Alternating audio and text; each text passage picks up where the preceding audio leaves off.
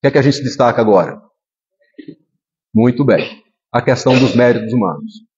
E aí eu quero levá-los para a doutrina da salvação, baseada na teologia romana, tá? E essa balança aí, ela tá para um sentido bem interessante para a gente. Qual a ideia da Igreja Católica Apostólica Romana em relação à salvação? Existe algo relacionado com o pecado e existe a questão dos méritos humanos. Pega um prato desse aí da balança e comece a colocar pecados. Vamos citar um nome de um pecado aí. Mentira. Então vamos lá. Colocou naquele prato ali. Outro. Roubo. Outro. Assassinato. Outro. Calúnia. Prostituição. Inveja. Corrupção. Gula. Glutonaria. Então aí a gente vai colocando ali, naquele prato.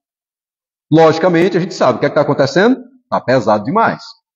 Com tanto pecado assim na vida de uma pessoa, como é que ela dá conta? Como é que dá conta em relação à questão da salvação?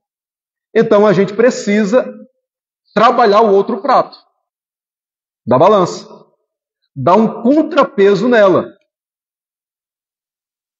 Ou seja, a gente precisa colocar algumas coisas do outro lado para que a coisa não fique tão desequilibrada. Pelo contrário, a gente precisa colocar tanta coisa aqui do outro lado para que ela se torne mais evidente, tenha mais peso do que a quantidade de pecados que se comete. Então, aí a gente começa a colocar nesse outro lado aqui da balança algumas coisas. O que, por exemplo? Para dar o contrapeso ao pecado. Caridade. Amor. Temor a Deus. O que mais? Parece que esse lado realmente pesa mais, né? Tá vendo como ele pesa mais? Ele é mais visto. Ele é mais praticado. Mas vamos lá, vamos tentar botar alguma coisa desse outro lado aqui, vamos lá. Compaixão, perdão,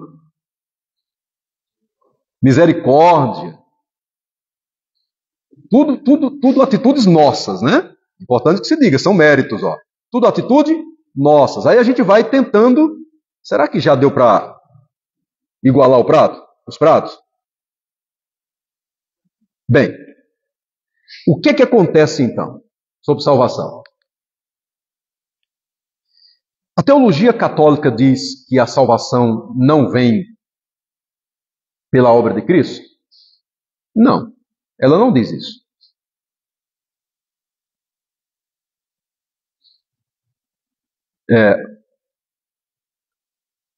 Eu devia até ter colocado ali assim, fé em Cristo, no lugar de graça de Deus. Né? Fé em Cristo. Já que a gente está estudando sobre sola fide. É porque as duas são muito próximas. Somente a fé e somente a graça. Doutrinariamente, aqui eu estou tentando fazer essa separação para a gente caminhar sem misturar muito. Mas na prática é impossível. Você tem fé e graça, elas estão juntas aí. A Igreja Católica não anula a ideia de que é pela fé em Cristo que vem a salvação. Existe essa graça divina na teologia católica. Mas ela não consegue dizer que é somente pela fé. Ela diz que é pela fé, mas ela não diz que é somente. Então, foi mal aí, povo santo. Achei. Vendo esse sinalzinho aí de adição? Então, essa continha matemática, ela é simples de se fazer, porque a adição a gente aprendeu faz tempo, mas na prática ela é bem complicada. Porque a ideia da salvação, soteriologia, significa salvação. Logia vem de logos, estudo, e soterio é salvação. Então, soteriologia, doutrina da salvação. A ideia aqui, então, é que a salvação humana acontece por uma ação divina, mas existem também elementos humanos que precisam estar presentes para que essa salvação aconteça. E dentre desses elementos humanos, eu trabalho a questão aí para a gente dos sacramentos e das indulgências, por exemplo. Ok? Sacramentos e indulgências. Só que o que acontece na teologia? Pra cá. Essa balança aqui, o que acontece? É que dentro da teologia católica, pecado era e continua sendo visto mais na questão de quantidade. Por isso que eu trabalhei para os irmãos. Vamos lá, vamos começar a citar alguns nomes de pecados aqui. Pecado A, pecado B, pecado C, pecado... E a gente foi citando, a gente foi colocando alguns, ou seja, quantidades. Na teologia católica, a ideia de pecado é mais relacionada à quantidade de pecados cometidos. Então, qual é a solução? É trabalhar também a quantidade de ações humanas. Se existe uma quantidade alta de pecado cometido, vai se contrapor a isso com uma quantidade também alta de boas ações humanas. Permanece a ideia da fé em Cristo, mas acrescenta-se a quantidade de boas ações humanas. Aí eu faço uma pergunta para você, meu irmão. O problema do pecado, ele é quantitativo ou qualitativo? Presta atenção nessa pergunta. O problema do pecado é quantitativo ou qualitativo?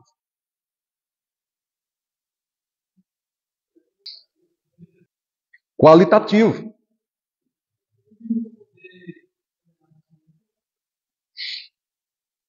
A questão, então, irmãos, do pecado, não é a quantidade de pecados que a pessoa pratica. E isso é importante a gente ver, porque essa ideia está enraizada na vida humana. Aí a gente olha para alguém que vive aqui aquela vida cheia de erro, aí a gente diz, fulano, como é que fulano vai para o céu? Não tem como. Mas aí a gente olha para o outro, que é aquele exemplo de casa, trabalho, trabalho, casa, casa, igreja, igreja, trabalho, igreja, casa, e ou seja, uma vida certinha, uma vida correta, aí a gente diz assim, fulano, tá bem. Porque você não consegue enumerar uma grande quantidade de erros na vida daquela pessoa. Aí a gente diz, não, fulano, tudo bem. Fulano acho que vai para o céu. Beltrano, como é que ele vai, se ele tem essa quantidade de pecado cometido? A questão não é a quantidade de pecado que a pessoa pratica. A questão é o fato de que a pessoa é pecadora.